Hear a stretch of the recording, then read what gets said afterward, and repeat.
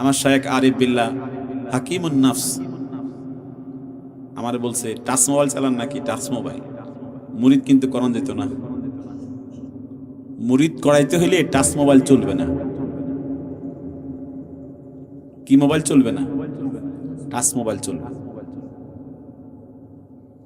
হুজুরকে যখনই দেখি হুজুরের হাতে স্বাভাবিক একটা মোবাইল, ছোট মোবাইল, আমি কোনোদিন দেখি নাই এই পর্যন্ত। এবং হুজুরের সাথে যারা চলে, আমার দোস্ত আনিসুর রহমান আশরাফি, এই দেখি ছোট মোবাইল একটা। এমনকি হুজুর অত্যন্ত গুরুত্ব দিয়ে বলে যে এই মোবাইল আমাদেরকে ধ্বংস করতেছে। প্রায় বলে এই মোবাইল আমাদেরকে ধ্বংস করতেছে, সব শেষ করে ফেলতেছে। এজন্য হুজুরের যারা খাস খুব কাছের যারা, তাদেরকে হুজুর খুব সাবধান করেন যে এই টাচ মোবাইল, ইমাম সাহেবের ইমামতি শেষ, খতিব সাহেবের খতিবগিরি শেষ। কারণ এই ফেসবুক টান মারলে তো বেরিয়ে কথা কর, টান দিলেই বেরিয়ে, যে বেরিয়ে দেখে দেখে নামাজ পড়া, হেতের ইমামতি চলবে কেমনি? কথা কর না। যে ইমাম, যে খতিব এভাবে চোখের জিনা করে, চোখের জিনা হয়, তার ইমামতি হবে কিভাবে? এই জন্য হুজুর যখন কথা বলেন একবারে খুব কঠিন ভাবে বলেন, এই টাচ মোবাইল আমাদের যুব সমাজকে ধ্বংস করতেছে।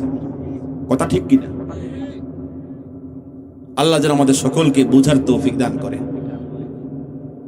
আমার দোস্ত বলছে যে সৌদি আরবে থাকে কয়েক বছর, মনে হয় 8 বছর মনে থাকে। তো 8 বছর থাকে, অনেক ভালো ইনকাম করে। তো বলছে দোস্তের সাথে দেখা করছে হজের সফরে। তো এই প্রবাসী বলতেছে, হুজুর কানতে কানতে বলতেছে, হুজুর আমি আমার স্ত্রীকে ফোন দেই, ফোন ধরে না। আমার ছেলেকে ফোন দেই, ফোন ধরে না। একদিন খুব প্রয়োজন ছিল কথা বলার জন্য, স্ত্রীকে ফোন দিছি, ফোন রিসিভ করে না। ছেলেকে ফোন দিছি, অনেকক্ষণ পরে ছেলে ফোন ধরে বলতেছে, আব্বু আমি খুব বিজি, আমি গেমস খেলতেছি। তখন ওই প্রবাসী বলতেছে, চোখের পানি ছেড়ে দিয়ে বলতেছে, হুজুর আমি আম্মু কোথায়, বা 1 মিনিট কথা শোন, আমার কথা আছে। সে ফোনটা কাটিয়ে দিছে। আমি কষ্টে মাটিতে ঘুমাই, ভালো 3 বেলা খাইতে পারি না। কুমিল্লাতে আমি বাসা ভাড়া কইরা 7 তলা বিল্ডিং এ অনেক টাকা ভাড়া দিয়া ওদেরকে আরামে রাখছি, আর আমি মাটিতে ঘুমাই, 3 বেলা ভালো করে খাইতেও পারি না। কিন্তু আমি যখন আমার স্ত্রীকে ফোন দিই, সে ব্যস্ত। আমার ছেলেকে ফোন দিলে আমি গেমসে আছি, পরে ফোন দিও। বলেন এত কষ্ট করে প্রবাস জীবনের মধ্যে কি পরিমাণ মেহনত করে, আর বাড়িতে বাবার কোনো দাম নাই। স্ত্রী বাহিরে বাইরে ঘুরে, অন্য পুরুষকে সময় দেয়। তখন ওই যে শপিং মলে মলে কি করে ঘুরে, আর স্বামী হাড় ভাঙা, কষ্ট, পায়ের ঘাম মাথায়, মাথার ঘাম পায়।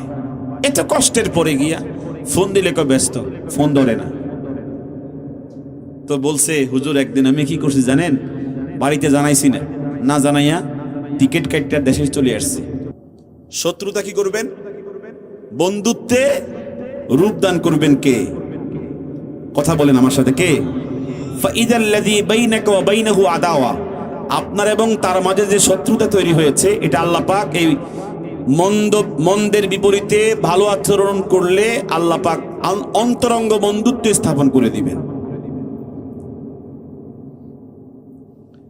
এটা আপনাদেরকে বোঝাবার জন্য আমি ভূমিকাতে উস্তুল গাবা এবং সিয়ারু আলামিন নুবালা, সুয়ারু মিন হায়াতিস সাহাবা, অনেক ইতিহাস গ্রন্থ, সাহাবায়ে কেরামদের জীবনী গ্রন্থ একত্রে, আমি সব বলতে পারবো না, খণ্ড খণ্ড কিছু অংশ আপনাদের সামনে পেশ করলে বুঝবেন আমার নবীজি কি অত্যাচার, কি নির্যাতন, কি অসহায়ত্ব সকল সময় আল্লাহর এই আয়াত পরিপূর্ণ বাস্তবায়ন করেছে।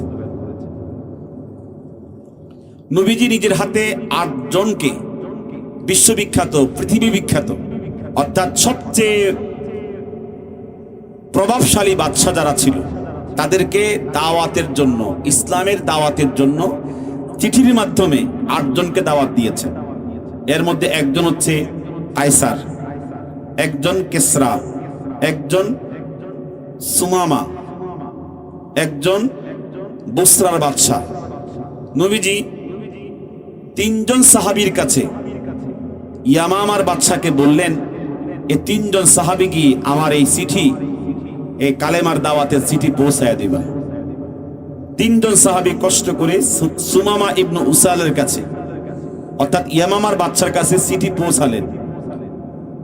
ইতিহাস তারিখের মধ্যে এসেছে সুমামা আমার নবীর চিঠিতে থুতু দিয়েছে। বলেন কি দিয়েছে? থুতু দিয়েছে। আর 3 জন সাহাবীকে ঘোষণা করেছে, যেহেতু তোমাদের মুহাম্মদ আমার সাথে বেয়াদবি করেছে, আমাকে কালেমার দাওয়াত দিয়েছে, আমি নিজের হাতে তোমাদের মুহাম্মদকে হত্যা করব। আরো জোরে বলেন না হুজুর। আরো বলেছে আমি মদিনাতে আক্রমণ করব। মদিনা কি করবে? আক্রমণ করবে। 3 জন সাহাবীর কলিজা ভেঙে খান খান হয়ে গিয়েছে। নবীজির চিঠির মধ্যে সে থুতু নিক্ষেপ করেছে, মোবারক পবিত্র চিঠি। মদিনাতে আসার পরে নবীজিকে বলছেন, হুজুর আপনার চিঠির মধ্যে সে থুতু নিক্ষেপ করেছে, আপনাকে হত্যার হুমকি দিয়েছে, আপনার মদিনাতে আক্রমণের হুমকি দিয়েছে। নবীজি বলেছেন তোমরা তার জন্য দোয়া করো, আল্লাহ যেন হেদায়েত করে। কি বলছেন নবীজি? দোয়া করো আল্লাহ পাক যেন তাকে হেদায়েত করে। বলেন আমাকে আপনাকে হত্যার হুমকি দিলে আমি আপনি রিয়্যাক্ট করতাম, বলতাম দেখমু সে কদ্দুর করতে পারে, আর আমিও দেখায় দেব। কথা বলে, কিন্তু নবীজি কোনো রিয়্যাক্ট, কোনো প্রতিক্রিয়া, কোনো কমেন্টস করেন নাই। নবীজি বলেছেন তোমরা তার জন্য হেদায়েতের দোয়া করো। এদিকে সে 3 দিনের ভিতরেই প্রতিরক্ষা বাহিনী, আত্মরক্ষা বাহিনী, সব বাহিনী ব্যাটালিয়ন প্রস্তুত করে খোলা তরবারি নিয়ে মদিনায় প্রবেশ করেছে আমার নবীকে হত্যা করার জন্য। বাদশার নাম সুমামা ইবনু উসাল আল হানাফি, ইয়ামামার বাদশাহ। কোন দেশের বাদশাহ? ইয়ামামার বাদশাহ। ওমর ইবনুল খাত্তাব দেখছে যেই বাদশাহ আমার নবীর চিঠির মধ্যে থুতু নিক্ষেপ করছে, সেই বাদশাহ মদিনাতে খোলা তরবারি নিয়ে হাঁটতেছে, আমার নবীকে খুঁজতেছে। ওমর আমার নবীর কাছে গিয়ে বলতেছে, ইয়া রাসূলুল্লাহ, যেই দুষ্ট আপনার চিঠির মধ্যে থুতু নিক্ষেপ করছে, সে আপনাকে হত্যা করার জন্য তরবারি নিয়ে ঘুরতেছে, খোলা তরবারি নিয়ে। আপনি অনুমতি দেন, আমরা গিয়ে তাকে সাইজ করে দেই। নবীজি কি বলছেন জানেন? নবীজি বলছেন তোমাদেরকে দায়িত্ব দিছি তার জন্য হেদায়েতের দোয়া করতে, তোমরা সাইজ করতে হবে না, সাইজ এমনি হয়ে যাবে। তাকে বলো আমার দিকে আসার জন্য। হাদিসের মধ্যে আসছে নসিরতু বিররুবি মাসিরাতা শাহরিন। আমার নবীর শরীর মোবারকের মধ্যে, তার চেহারা মোবারকের মধ্যে এমন একটা পাওয়ার, তার নাম, তার নামের যে শব্দটা মুহাম্মদ, এই শব্দের মধ্যে এমন একটা প্রভাব আল্লাহ পাক দিয়ে রেখেছেন। 1 মাসের দূরত্বে কোনো কাফের মুশরিক, নবীর কোনো শত্রু যদি নবীর নামটাই শুনে তার কলিজা কাঁপা শুরু করে। কি কাঁপা শুরু করে?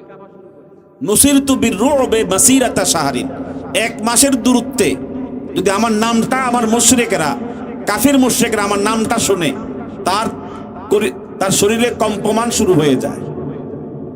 তো নবীজি বলছেন তাকে আমার দিকে আসতে দাও।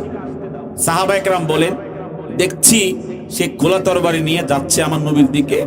হুজুরের কাছাকাছি যাওয়ার পরে যখন চেহারার দিকে নজর পড়েছে, তার হাত কাঁপতেছে। হাত কি করতেছে? কাঁপতেছে। কাঁপতে কাঁপতে তরবারি পড়ে গেছে জমিনে। আর তার চাচা তাকে বলতেছে মুহাম্মদকে হত্যা করিস না। তার চাচা, ওই সুমামার চাচা, এই মুহাম্মদকে তুই হত্যা করবি, তোর সমস্ত ক্ষমতা, সমস্ত অস্তিত্ব সব বিলীন হয়ে যাবে।